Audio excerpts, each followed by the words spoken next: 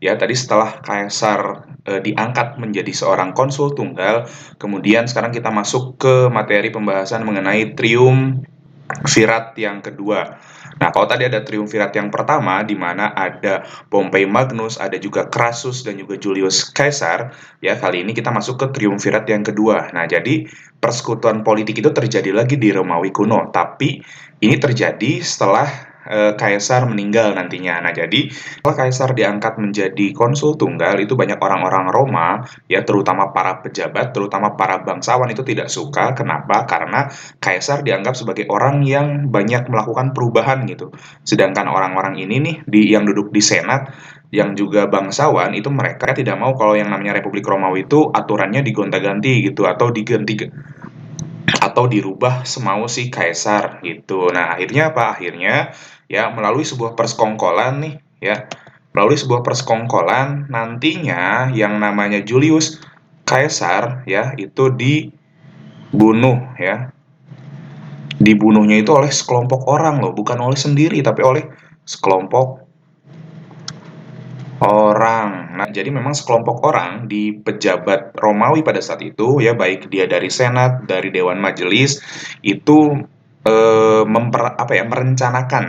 merencanakan pembunuhan dari Julius Caesar. Dan sebenarnya dalam tradisi Romawi Republik ya itu kan nggak ada ceritanya gitu kalau misalnya seorang konsul itu memimpin sendirian gitu, harus berdua. Sedangkan si kaisar ini dia memimpin konsul itu seorang diri gitu. Nah, akhirnya ya inilah yang terjadi ya kan. Kaisar dibunuh oleh sekelompok orang yang pada saat itu nih ini ada dalangnya ternyata ya kan. Ada dua orang yang menjadi dalang pembunuhan dari Julius Caesar. Nah, siapa saja mereka? Nah, mereka itu ya bernama Marcus Julius Brutus. Nah, Marcus Julius Brutus dan satu lagi adalah Gaius Cassius Langinus.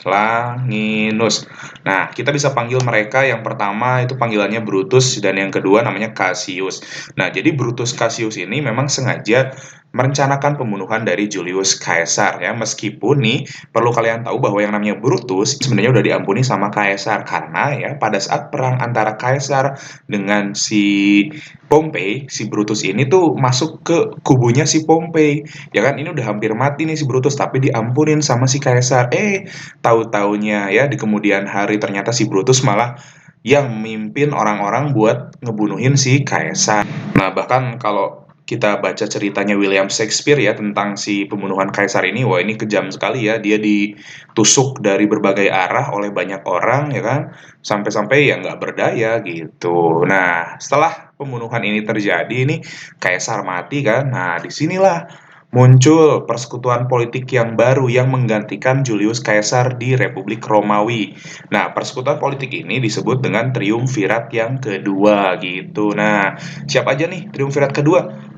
Kalau triumvirat pertama itu ada yang namanya Kaisar, ada Pompei, ada juga Crassus. Kalau ini siapa nih? Nah, kita tulis ya. Triumvirat yang kedua sendiri terdiri dari tiga orang, sama seperti triumvirat pertama. Yang pertama di sini ada tokoh yang bernama Marcus Antonius ya, atau yang biasa dikenal oleh dunia modern ya dengan panggilan Mark Antony. Nah, Mark Antony ini siapa? Nah, Mark Antony ini adalah seorang letnan ya yang sekaligus ini tangan kanannya si Julius Caesar nih. Mark Antony ini ya dia yang memimpin pasukan perangnya Julius Caesar atau Legiun ke-13 ya dari Julius Caesar gitu. Nah, makanya nih ini perannya begitu penting nih, dia orang kepercayaannya si Caesar saat di militer gitu atau dalam bidang militer gitu. Nah, kemudian yang kedua ya ada juga yang namanya Marcus, siapa nih? Marcus Aemilius Lepidus ya, atau biasa disebut sebagai Lepidus. Nah, Lepidus ini siapa? Lepidus ini adalah seorang pendeta yang pendeta kesukaannya si Julius Caesar. Jadi dia inilah yang sering menasehati si Julius Caesar gitu. Kemudian yang ketiga ada keponakan dari Julius Caesar yang bernama Gaius Octavianus. Nah, ini keponakannya. Kemudian apa yang mereka bertiga lakukan? Yang mereka bertiga lakukan adalah mereka membuat persekongkolan politik nih atau membuat koalisi, membuat geng yang dinamakan Triumvirat kedua. Nah, tujuan mereka bikin geng apa? Sebenarnya tujuan mereka bertiga ini adalah untuk mengembalikan apa ya, ya kejayaan dari si Julius Caesar. Nah, jadi mereka bertiga ini menganggap bahwa mereka adalah suksesor ya atau penerus dari Julius Caesar gitu. Kemudian ya mereka bertiga juga punya misi nih.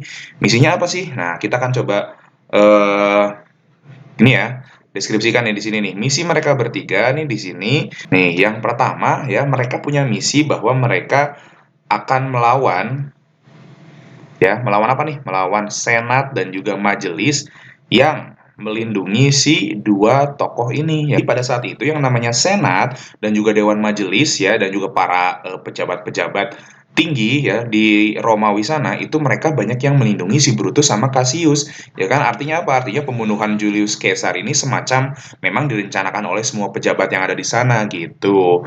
Nah, pada akhirnya nih mereka bertiga tuh bersekongkol ya kan membentuk geng untuk melawan si Senat ya. Karena Senat ini selalu melindungi Brutus dan juga Cassius. Karena apa? Ini udah ketahuan nih mereka berdua tuh adalah dalang dari pembunuhan Julius Caesar. Tapi Brutus sama Cassius gak pernah dihukum sama Senat gitu intinya ya.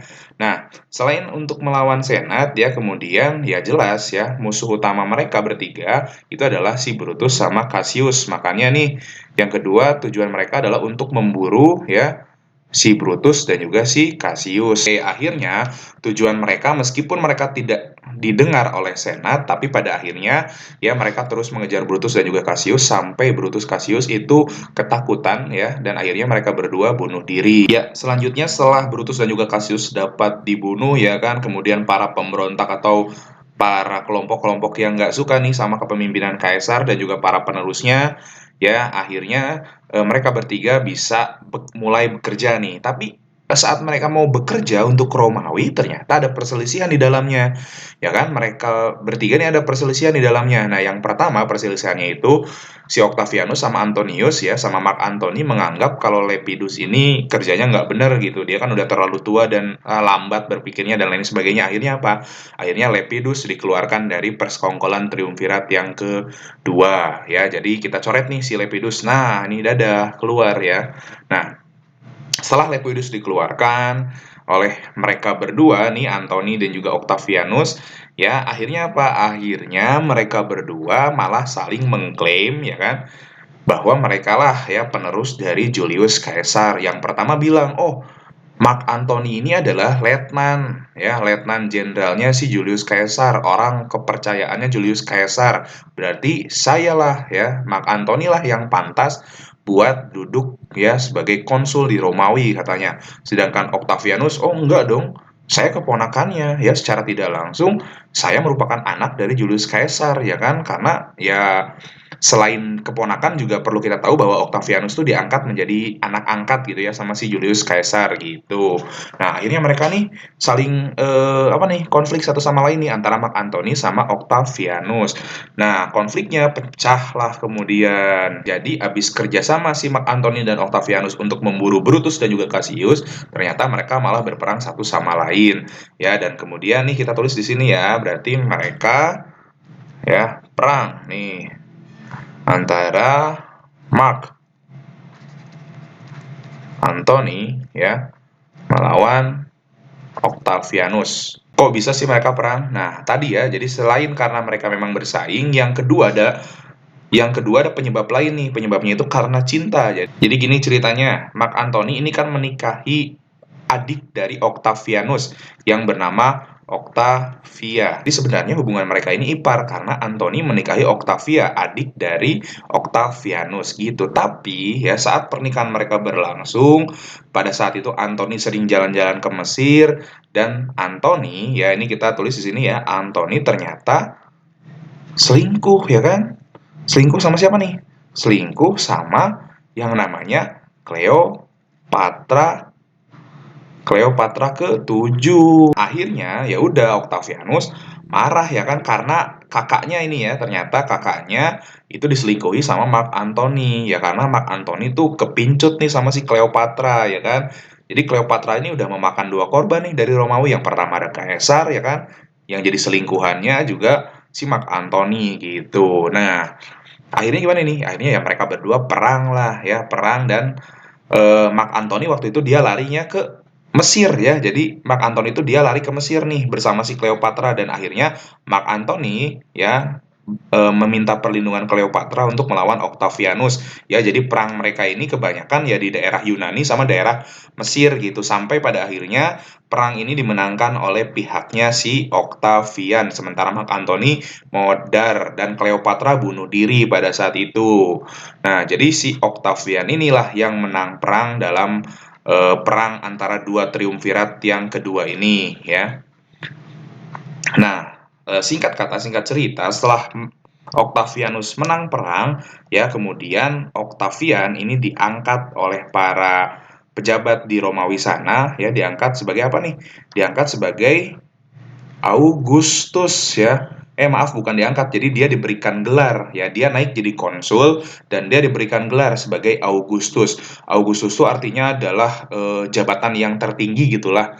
Nah, artinya apa? Artinya Octavian kemudian menjadi si konsul di Romawi atau menjadi presidennya di Romawi gitulah. Tapi ini ada yang unik nih. Kenapa? Karena Octavianus ini dia memerintah di Romawi ya, memerintah di Republik Romawi itu seorang diri. Nah, ini agak aneh ya karena tidak sesuai dengan tradisi di Republik Romawi. Biasanya kan konsul harus dua orang, sementara Octavianus ini cuma seorang diri. Para sejarawan beranggapan ya saat Octavianus diangkat menjadi seorang Augustus atau diangkat menjadi seorang pemimpin tertinggi di Romawi, ya itu artinya Republik Romawi ya ini Republik Romawi nih udah nggak ada ya kan? Karena apa? Karena tradisi-tradisi Republik sudah dihilangkan gitu. Jadi bisa kita katakan yang namanya Republik Romawi ya itu runtuh nih pada saat ini ya kan saat Octavianus diberikan gelar Augustus.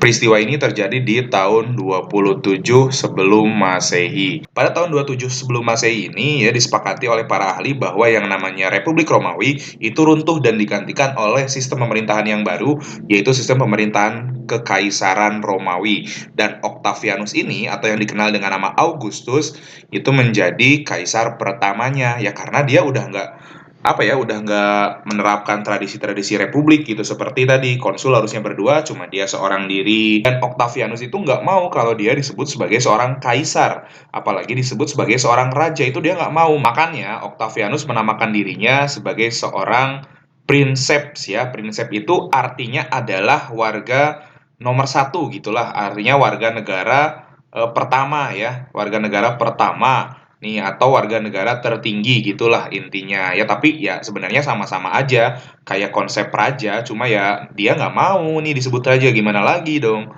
ya kalau saya menjelaskan dia raja ya saya dimarahin nih sama si Octavianus ya kan karena dia nggak mau disebut sebagai raja ya apalagi disebut sebagai sultan apalagi nggak mau tuh dia ya makanya jadi kita nyebutnya adalah Princeps Augustus atau Princeps Octavianus kayak gitu ya. Nah, sejak saat inilah ya yang namanya Republik Romawi runtuh dan digantikan oleh Kekaisaran Romawi yang berlangsung dalam waktu yang sangat-sangat lama. Seperti itu. Seperti apa pembahasannya? Kita lihat nanti di video selanjutnya.